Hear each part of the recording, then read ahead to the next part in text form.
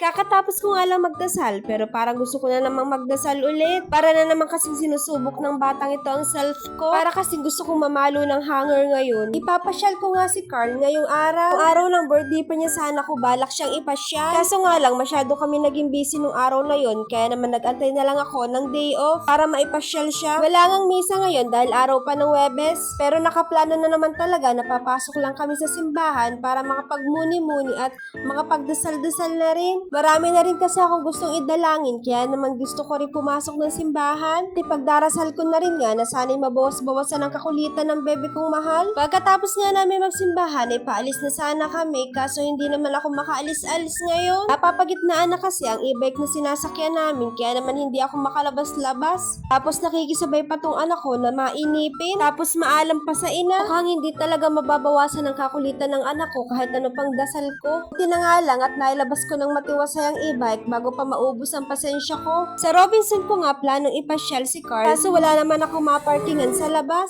Po, pwede pong pumarada yung e-bike ko. Pa, sa Robinson pa. Bawal po. Saan po kayo pwedeng iparada po? Sa loob na lang po. Sige pa.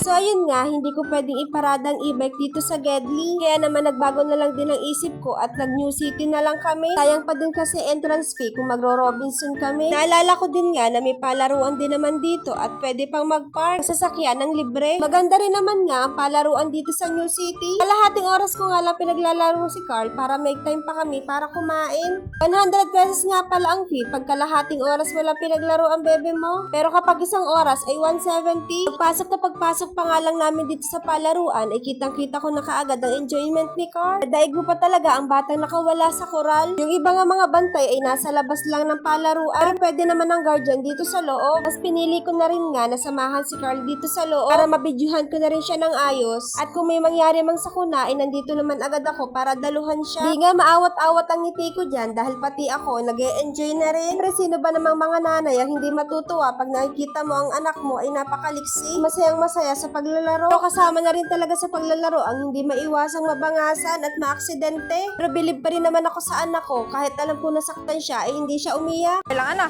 Okay lang. O, play ulit. Play.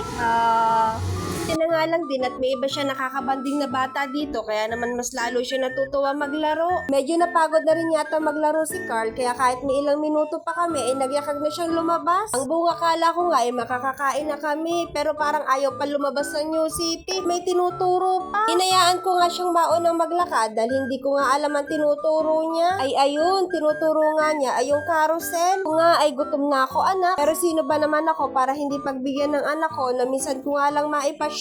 Pumili nga ako ng ilang token para makapag-ride si Carl. 3 token niya sa bawat sasakyang naanda sa halagang 30 pesos sa pagkakatanda ko. Yun nga lang, hindi pa tapos umikot yung train ay gusto nang bumaba. Pagod na daw siya. Ayaw ko nga pababain nung una kaso ayaw naman akong tantanan. Nagbabalak pa nga bumaba ng kanya. Kaya no choice naman talaga ako kahit ako nanghihinayang sa token. Ang last 3 token nga ay dito namin ginamit sa kotse. Bye, wag naman sanang masayang na. Pero parang diskumpiyado pa rin talaga ako dahil sa aura ng anak ko. At kung nanay ka na nga ay maiintindihan mo ang sinasabi ko.